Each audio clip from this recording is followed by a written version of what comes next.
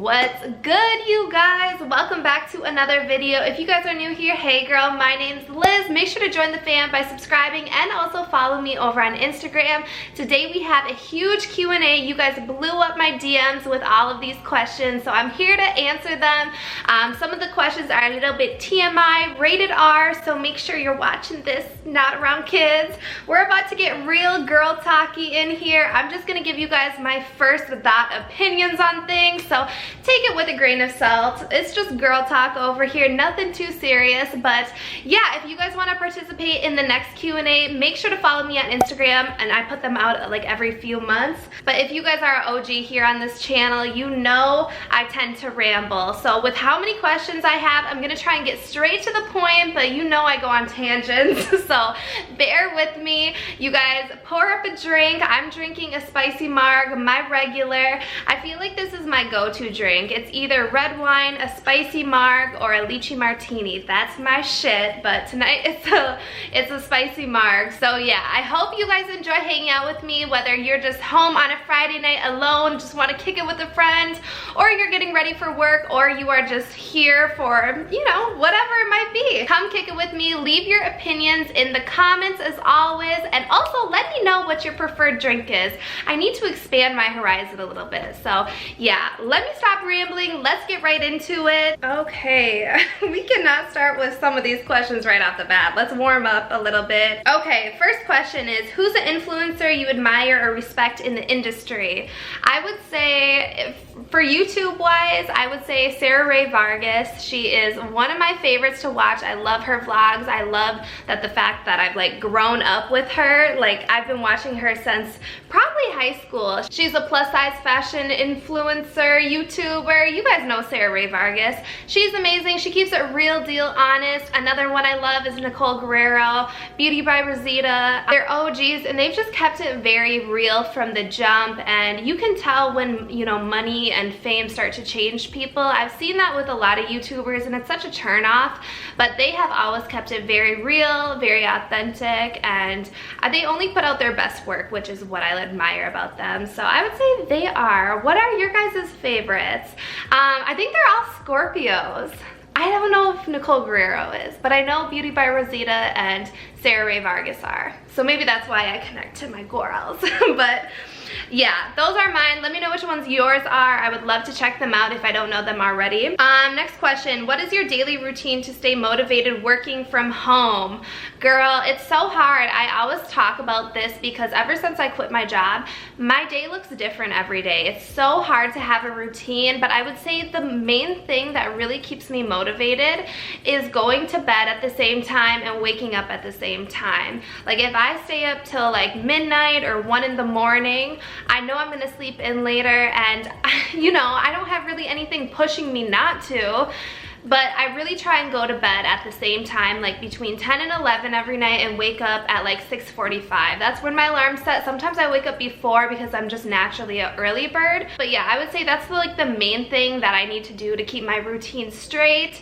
Other than that, like not, you know, partying or drinking too much or going out on weeknights. I don't do any of that, so I really just try and keep it chill. As nice as it is working for myself, and I would not change a thing, there are some days where I just want to check out, and I can't. Like, I need to have that discipline. It's not always about motivation. It's mainly about just being disciplined and being like, okay, girl, get to it.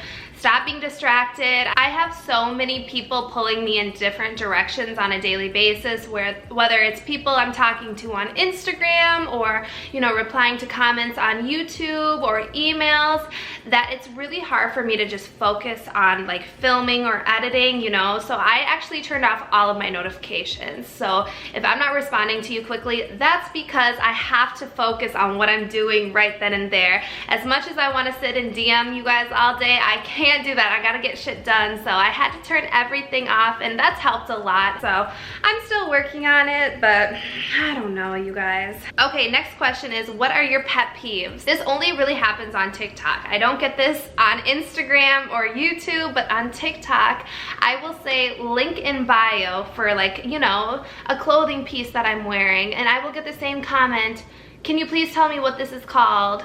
Where do I find this? How do I find this? And people like just don't read, and I have to comment individually and be like, it's linked in my bio. And then another thing on top of that that also annoys me is that another person, you know, they're going in and, you know, they're saying it just to be nice and helpful, but they'll like write out the whole name of the product. And most of the time I just explain, you know, I appreciate you doing that, but also when they go and click through my link, it is a small commission, and that's how I make my living at the end of the day. You know, I'm not trying to be, I don't ever hide anything from anyone, you know. I'll tell you exactly where it's from, but if you want the direct link and you don't want to have to search, it's gonna be in my bio, girl.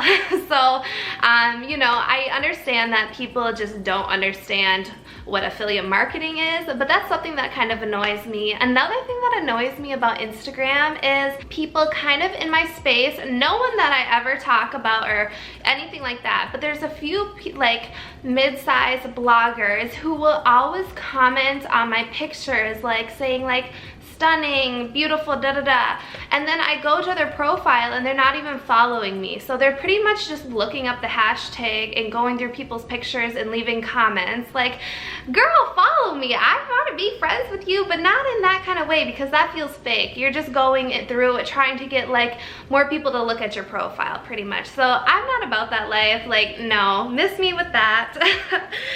So those are a few things that annoy me about the space I'm in. I've just recently discovered those. But besides that, when men do not follow through with action, you know, they talk the talk, and that could go for anyone in life, you know. They talk the talk, but they don't walk the walk, you know. Actions speak louder than words, and I find that a lot of these men these days are all talk, no action. It could be as little as something like they like, you know, ask you to do something, you know, like go out on a date or hang out, and then you ask them when, and they don't have an answer. They don't have any, you know, they're like, oh, let me figure it out. Like, why even ask me in the first place? I'm such a direct person, and I respect people's time, and I hope that someone would respect my time, because that's one thing that bugs the shit out of me, is when people do not respect my time. You know, if I have a friend say they want to come visit me and they ditch me last minute, that's not respecting my time. I could have, you know, spent my time doing other things.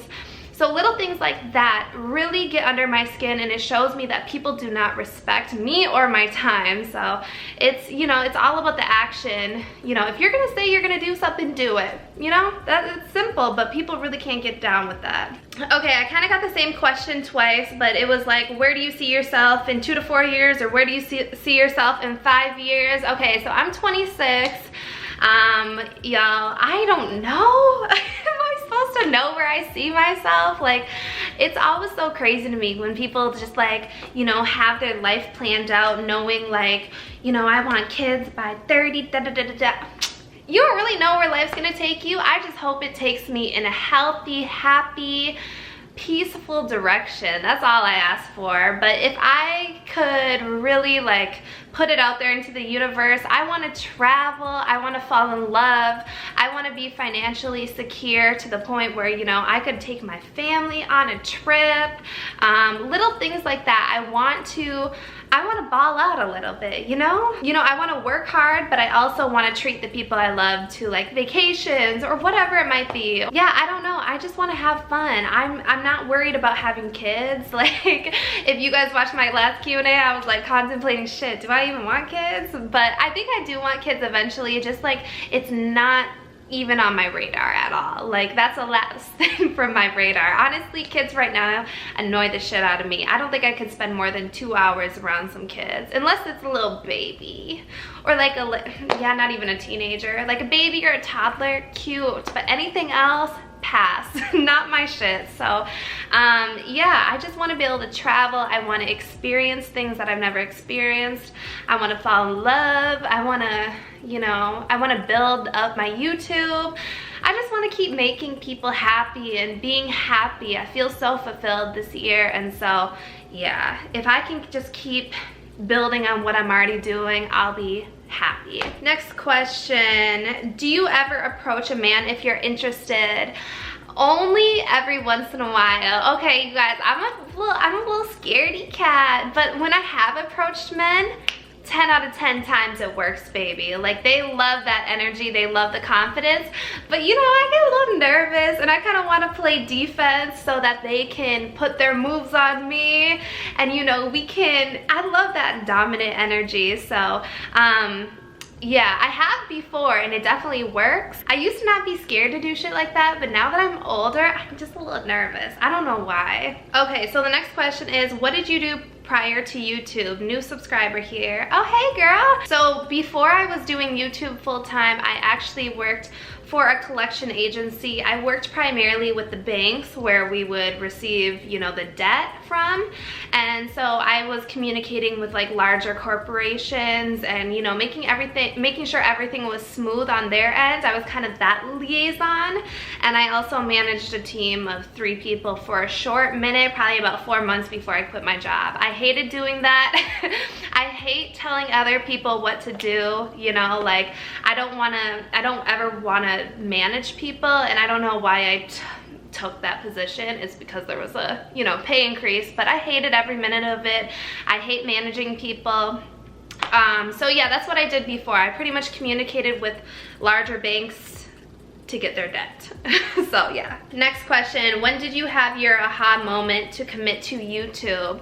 It was a kind of a combination of things. So I knew I was making a steady amount of money that kind of matched my salary. That was the main thing. I told myself, you know, 3 months of matching my own salary and you're straight. Quit your job, because I was miserable. As I told you guys, I was managing people. I hated doing that. I hated, you know, calling people out on some dumbass shit that they were doing.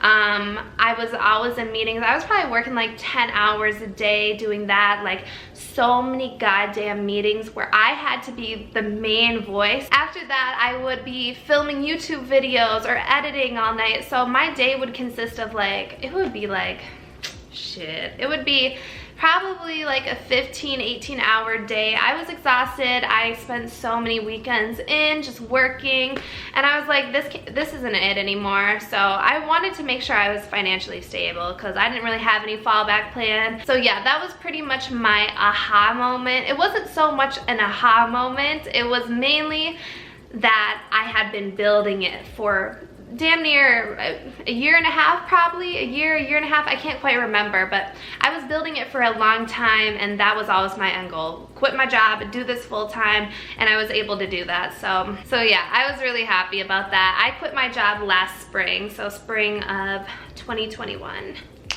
It's been about 6 months, I think. How do you manage depression and or anxiety if you've ever experienced it? I just gotta keep it real with you guys. I'm so lucky I've never been depressed or had like a lot of anxiety. Of course, I have anxious moments, and you know, I've had a few anxiety attacks, but it's not a consistent thing.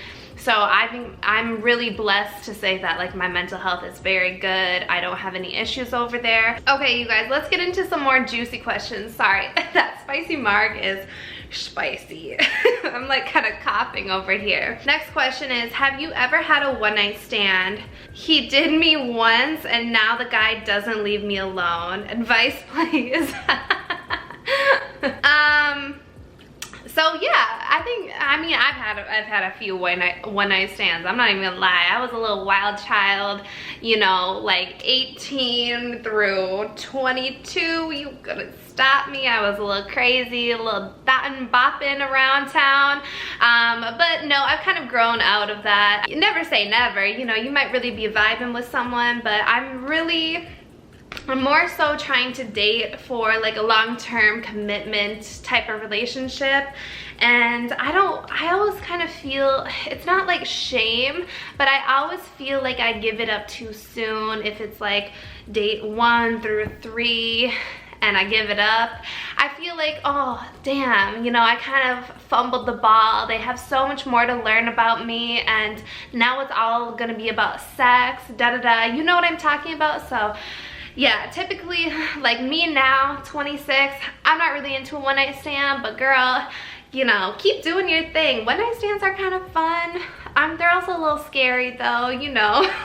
You really don't know what they're packing on their end. I would say, I mean, do you like him? you know, sometimes one night stands lead to marriage, your everlasting love. You really never know where it could go, but we can all agree that your girl had the wop. He is hooked to you now, so cheers, baby. You got it in the bag.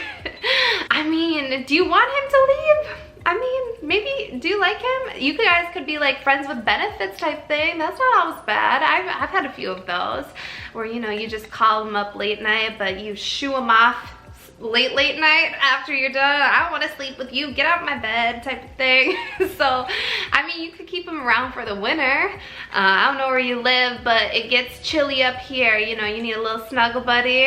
Otherwise, if you want to be done with the boy, don't ghost him. That's mean, especially after sex. Don't ghost him, but, you know, tell him like, you know what, we had a nice run, you're such a sweet guy, but I'm really not looking for any of this anymore, something like that. And let him know, just let him know. But yeah, it's been a very long time since I had a one night stand. I'm trying to think. I can't even remember. It's been years, probably 3-4 years. Okay, next question is tips for the talking stage. Girl, if I knew, I wouldn't be as single as fuck. No, but I do have some tips, like things you can ask them, because I always try to be really direct when I'm like on a first date. You know, what are your intentions? Like what are you trying to get out of dating? Typically they're gonna tell you, but they're also going to kind of like show you through the questions they ask and like how deep they're trying to get with you. So I always ask them like, what are you looking for? What do you do for work? I gotta know, you know, like if your lifestyle fits my lifestyle. I ask them if they have any kids, where they live, all of that. You know, we gotta get those first questions out of the way to make sure we're Gucci and we're like on the same page about everything.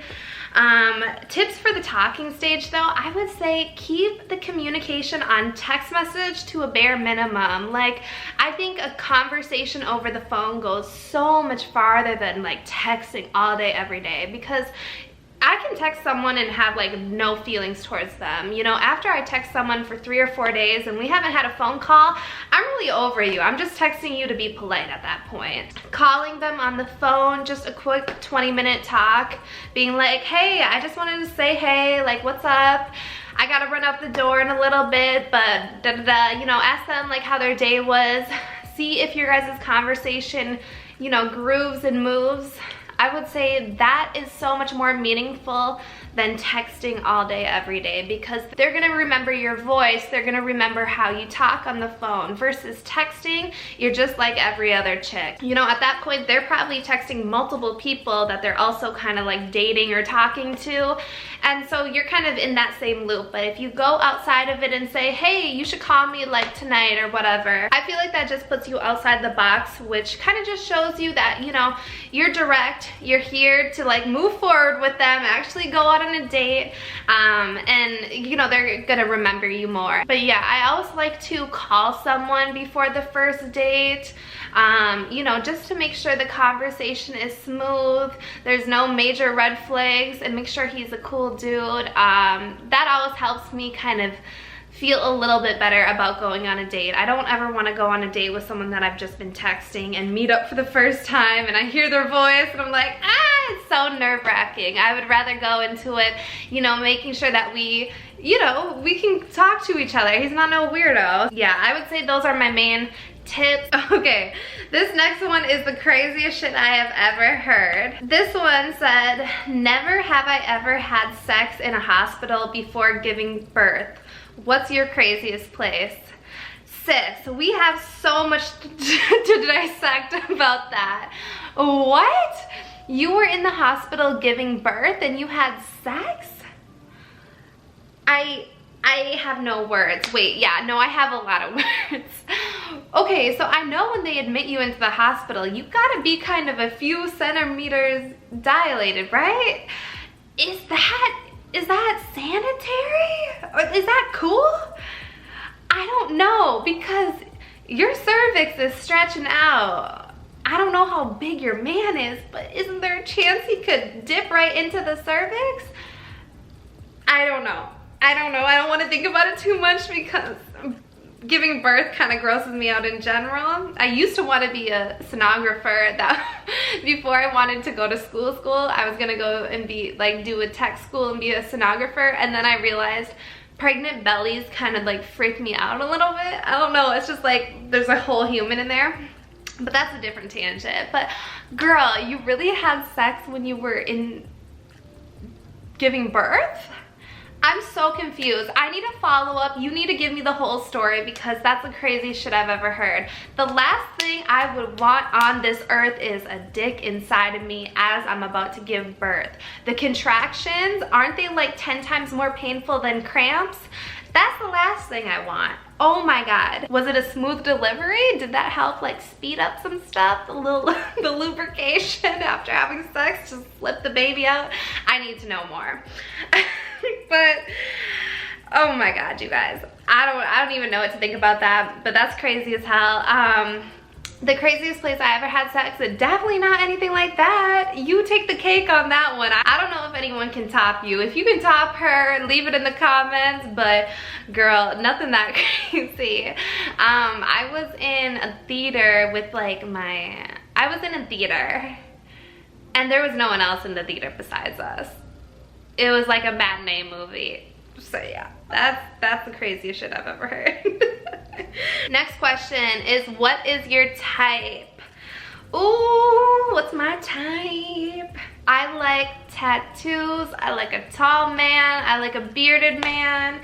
I don't really care about body all that much. You could have a little dad bod. I like some muscles. I want someone I can work out with. Or you could be very lean and fit, but strong. I need strong no matter what. But I'll put a few pictures of my top crushes on the screen and you guys can, you know, come to your own conclusions about what my type is. But yeah, what's your guys' type? I just, you know, I like a fine man who's smooth, who's strong, a little beard, successful. If you're successful, you don't need to have a beard. But if you're not successful, you better have a fucking beard, baby. Two people asked me about dating apps. So the first one was how to have success on dating apps and what is my favorite dating app. So I like Hinge because you can see their profession, you can see their height. They kind of go a little bit more in depth, whereas Tinder, you can write your own bio. You don't really need to include anything. As far as navigating it and like, you know, making it successful, I would say, you know, if you match with someone, you know, start the conversation over there, but get off the app as soon as possible. You know, either set a date for a date, set a day for a date, or, you know, like move to text and schedule a phone call or something like that. Get off the dating app, but don't just spend your whole life on the dating app talking to them, you know, back and forth. I feel like the max amount of time you should be talking to someone on a dating app is like a week or maybe 2 weeks max. After that, it's not going anywhere. If they haven't asked you on a date or planned anything with you, it's not going anywhere. They just want to be your pen pal, and I don't have time for that. Nobody has time for that. So try and get off the dating app and be like, hey, like give me a call tonight, you know, like let's chat it up, whatever. So yeah, that's probably my only tips for you. Dating apps are good and bad. I mean, I met some really nice, cool guys from it, but also at the same time, I've met a lot of guys who are kind of just shuffling through the dating apps. A lot of guys just like want to know that they have girls talking to them, it seems like. Like they don't actually want to meet up with them. They don't actually want to like set any sort of commitment with this woman that they've been talking to. They just want to be pen pals, and it's so weird to me because that's the last thing I want out of dating apps. I don't want any of that. I'm like, let's meet up, let's feel each other out and see if we actually like each other, and then let's delete this shit and get married.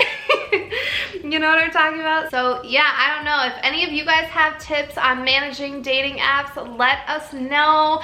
I'm also single. I've been trying to do the damn thing as well. It's tragic out here, but we're gonna get it together. We're gonna find these men that are worth our time. So Just keep at it, girl. You got this. Next question is, do you use sex toys? What is your fave? I answered this in the last one, but you guys, I stand by my answer so hard.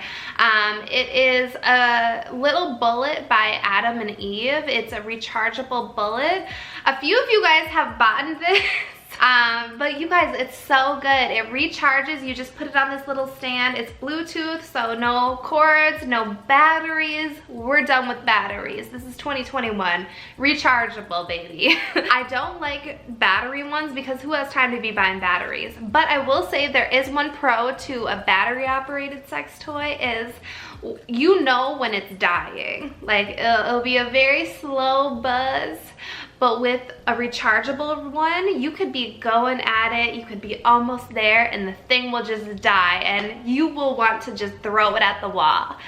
Like there's nothing more frustrating. So there are some pros to having a battery one. Sometimes you just gotta keep a battery one in your drawer for those needy times that your good one dies. But yeah, I will have it linked in the description box below. It's trusty. I love it. It's a little bullet and it's perfect for pulling out, especially if you are comfortable doing that with a partner. I don't give a fuck. I'm gonna get it too, like no matter what. So actually, you guys, a lot of people feel weird about pulling out sex toys with their partners, and I don't think you should, especially if it's a new relationship. I feel like that's the best time to pull it out.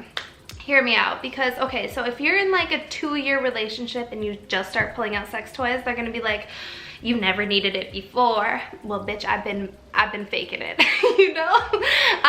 But if you pull it out from the jump, no need to fake it. You just tell them this is how it's gonna be. You either take it or leave it. You can leave right now and I'm still gonna get it, you know?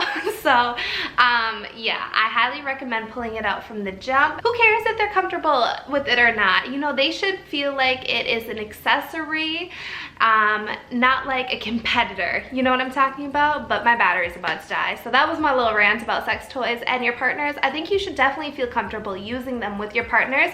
You just need to introduce it towards the beginning. Next question, what do you think about your boyfriend liking other girls' pictures on social media? Okay, that's a tough one because I've had a few friends kind of have the same concerns in real life, and I think it's kind of tricky, you know? Do you trust your man 100%?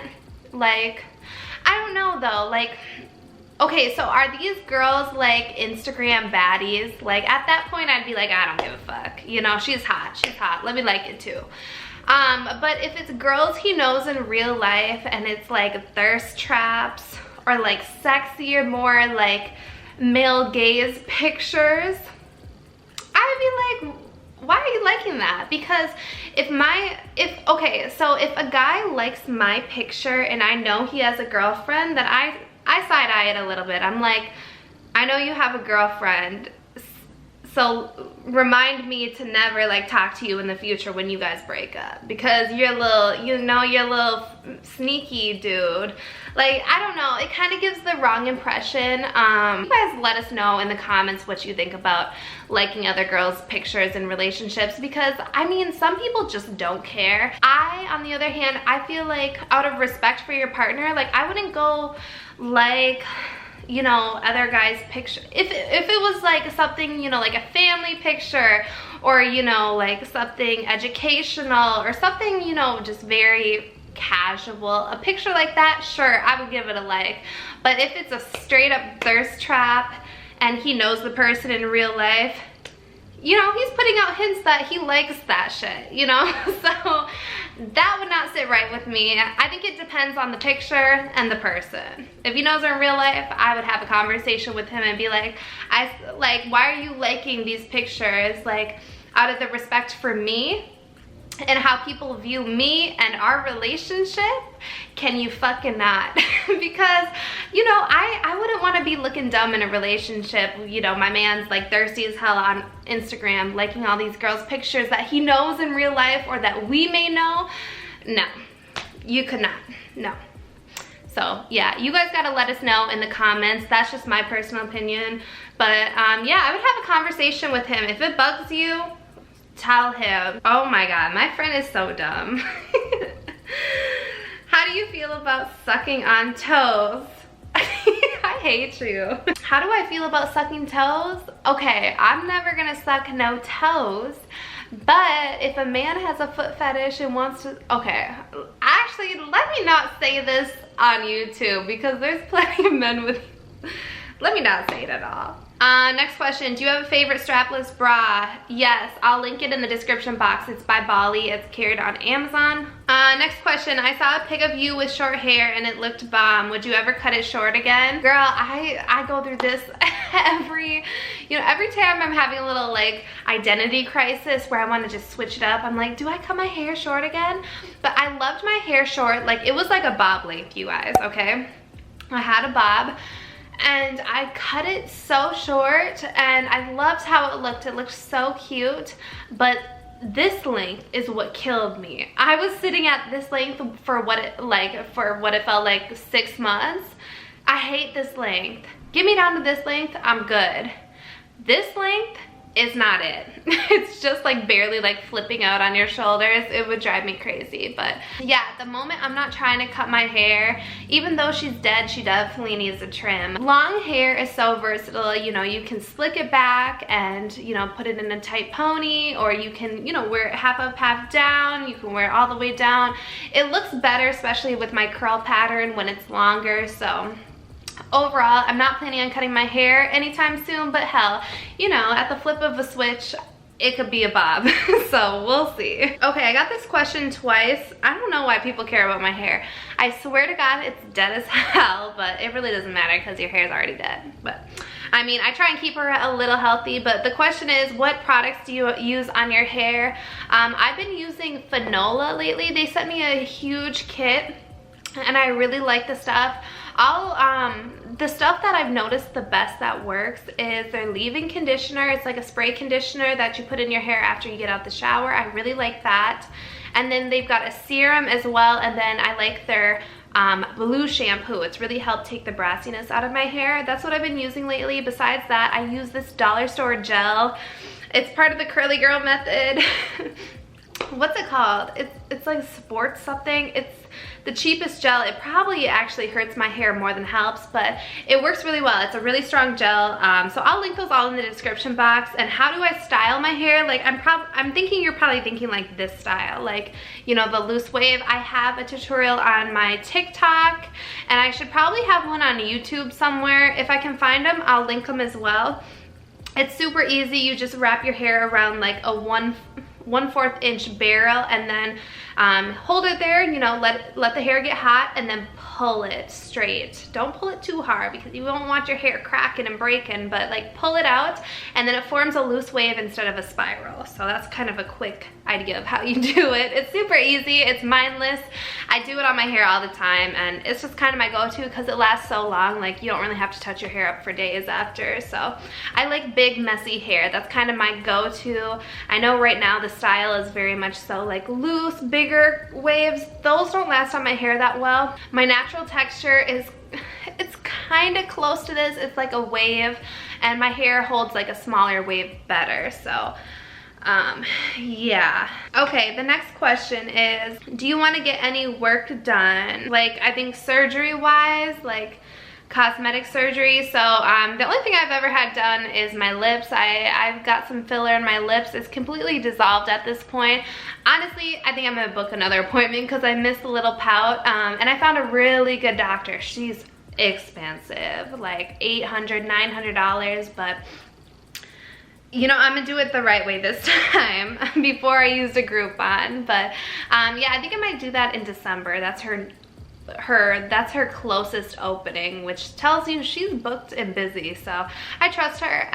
But besides that, like body wise, nah, I'm good with my body. I want to represent like a natural body. I want to represent, you know, mid-sized women. I don't want to represent like a BBL body. As much as it would be nice to feel bomb having a big ass and a tiny waist, that's not realistic. You know, like they look great in pictures, but in real life they look low-key crazy. Unless you have a really good doctor or you put on some weight, they look crazy. So yeah, that's not my thing. But honestly, if you want to do that, if you want to get a BBL or get a tummy tuck or get, you know, breast implants, go for it. Whatever makes you happy. Like, your taste might not be my taste in, you know, like how looks wise. So it's none of my business what other people do, but for me personally, I'm scared to go under the knife. I mean, getting anesthesia and all of that is scary to me. Like, sometimes there are complications.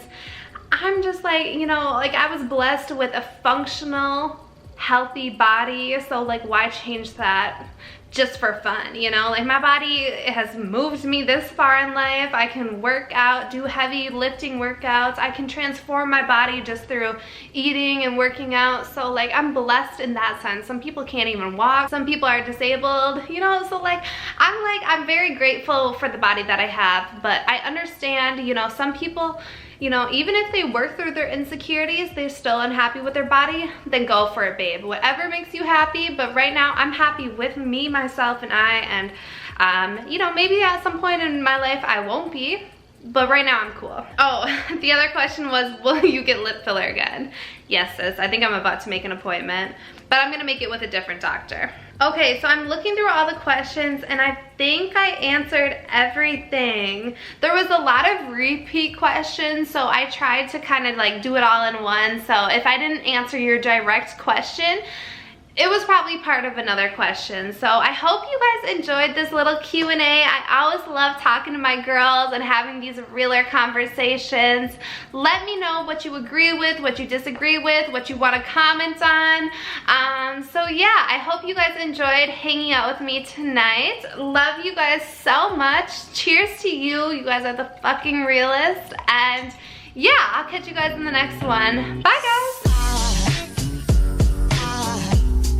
Aside from my soul.